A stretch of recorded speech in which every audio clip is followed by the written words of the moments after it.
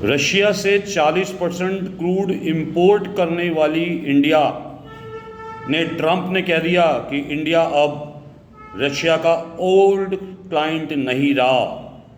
आज हम देखते हैं अलास्का समिट के पीछे की जियोपॉलिटिक्स और उसको स्पॉइल इम्पैक्ट इंडिया की इकोनॉमी पर क्या इम्पैक्ट होगा। दोस्तों, my self doctor Ajay Bhatia from IMS academy. Russia की ग्लोबल मार्केट में वजन कम हुआ, ऐसा प्रेसिडेंट ट्रंप बोल रहे हैं कि इंडिया ने उनसे ऑयल लेना बंद कर दिया। बट असलियत में रशिया के साथ क्रूड ऑयल परचेज डबल कर दिया इंडिया ने। अब वो रशिया के सबसे बड़े ऑयल कस्टमर बन गया है। ट्रंप का remark and tariff threats. Trump को हुआ क्या है समझ में नहीं आता। कुछ ना कुछ बोलना उनकी आदत बन गई है। उन्होंने बोला कि रशिया ने इंडिया जैसे ऑयल क्लाइंट को खो दिया है। ये कमेंट कुछ प्रेशर कैंपेन है का हिस्सा है, जिसमें उन्होंने हम पे 25% से 50% तक टैरिफ लगा दिया।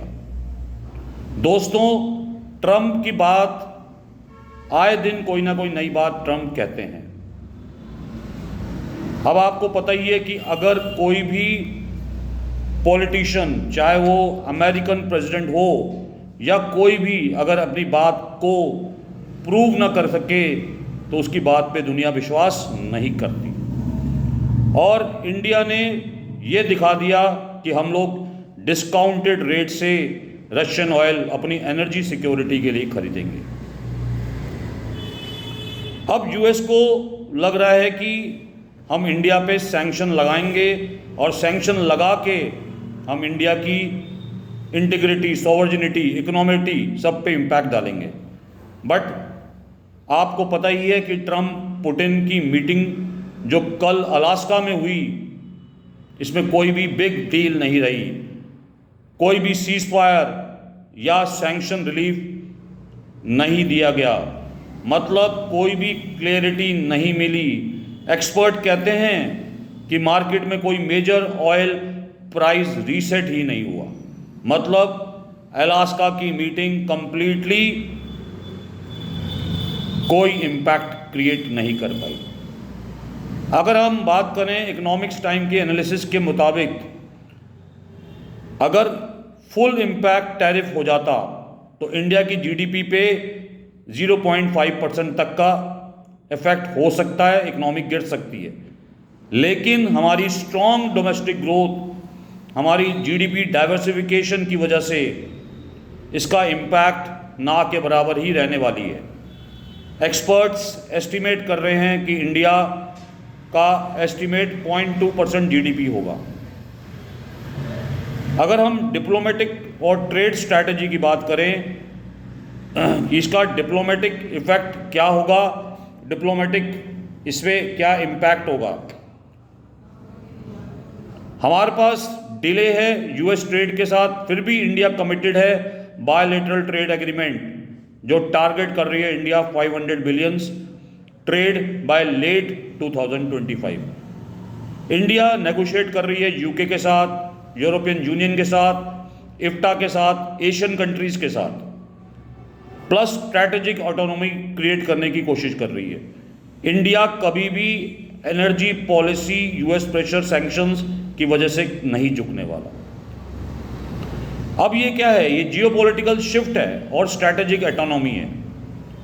अल जजीरा की एनालिसिस को समझे तो उन्होंने कहा कि ट्रंप का ये मूव हमको शिफ्ट करा सकता है यूएस मार्केट से towards other market. India multi alignment strategy gain transactions के ऊपर फोकस करेगा, मतलब दूसरी कंट्रीज के साथ भी अपने बिजनेस को बढ़ाने की कोशिश करेगा। हमारी फॉरेन पॉलिसी पे इंडिया को एम्फेसिस करेंगी।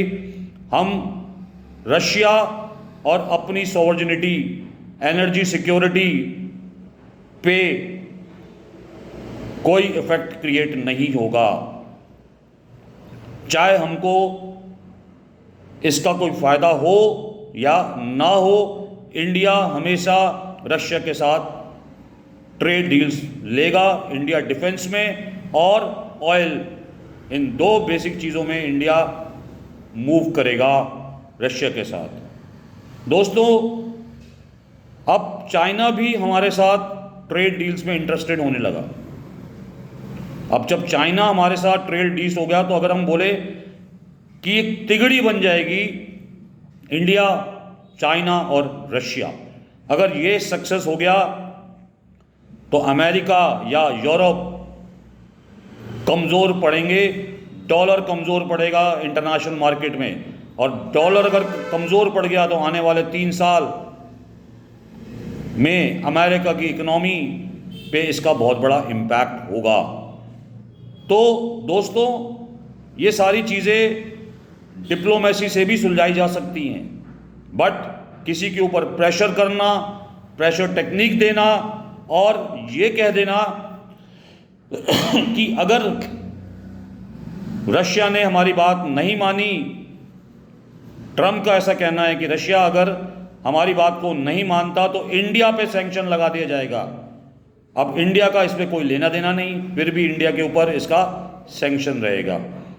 तो आप खुद समझदार हो कि एक इतनी बड़ी कंट्री जो इकोनॉमिकली स्ट्रॉन्ग कंट्री है, वर्ल्ड में नंबर 1 है, और उनका जो प्रेसिडेंट है कैसी बहकी बहकी बातें करता है। अपनी बहकी बहकी बातों में वो कुछ भी बोल जाता है जिसका कोई सिर पैर नहीं होता। तो इंडिया को खुद अपना बिल्टअप बनाना पड़ेगा। इंडिया खुद बिल्टअप हो रहा है और इंडिया आने वाले टाइम की ग्लोबल इकोनॉमी की तरफ मूव कर रहा है, और हमको अब कोई फर्क नहीं पड़ता कि अमेरिका हम पे सैंक्शन लगाए या ना लगाए। भारत ने दिखा दिया है कि इंडिया की स्ट्रैटेजी ऑटोनॉमी एक एग्रेसिव डिप्लोमेसी की तरफ ही जाएगी।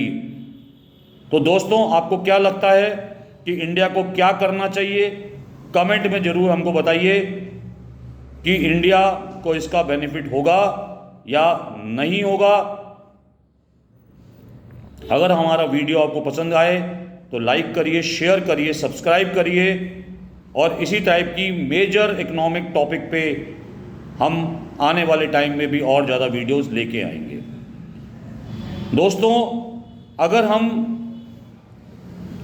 कुछ समरी टेबल्स की बात करें तो कुछ फोकस एरिया इनसाइट्स भी हैं हमारे, जिसके ऊपर हम बात करना चाहते हैं। इंडिया ने अपना crude oil purchase, import Russia से डबल कर दिया। चाहे वेस्टर्न टैरिफ लग गया, ट्रम्प का टैरिफ, 50% टैरिफ, कोई फ़र्क नहीं पड़ता हमको। ये सब सेकेंडरी थ्रेटन्स हैं जो हमको पनिश करने की कोशिश कर रहे हैं, पर इंडिया सीधा सीधा अपनी सॉवर्जिनिटी, अपनी इकोनॉमी को बचाने में इंडिया आगे आया है। इंडिया की जीडीपी रिस्क पे हो सकती है, कुछ को मानना है वो 0.5% है, बट जब हम ट्रेड डाइवर्सिफिकेशन करेंगे, दूसरी कंट्रीज़ की तरफ मूव करेंगे, तो इसका इंडिया पे कोई भी इम्पैक्ट नहीं आएगा। हमको market diversification, geopolitical implication, strategic autonomy पे फोकस करना चाहिए, चाहे यूएस हम पे कितना भी सैंक्शन लगा दे। अब तो ऐसे लगता है कि प्रेसिडेंट ट्रंप की बात में कोई वजन ही नहीं है। वो क्या बोलते हैं, क्या करते हैं, पूरी वर्ल्ड इकोनॉमी को किस तरीके से मूव करना चाहते हैं, और इंडिया इस पे नहीं आएगा। जैसे ही आप देखो अलास्का की मीटिंग में रशियन प्रेसिडेंट पुतिन काफ़ी पावरफुल दिखे, और हमारे जो अमेरिकन प्रेसिडेंट काफ़ी नर्वस। साथ में आपने देखा कि मीटिंग में कुछ नहीं हुआ, कोई मेजर एम्फेसिस मीटिंग में नहीं दी गई। तो दोस्तों, आप अपने से बताइए कि इंडिया पे इसका कोई इफेक्ट होगा या जियोपॉलिटिक्स पे इसका कोई इफेक्ट होगा। आप ज़रूर अब कमेंट बॉक्स में इसको बताने की कोशिश करिए। अगेन लाइक करिए, सब्सक्राइब करिए इसी टाइप की वीडियोस के लिए। Thank you very much.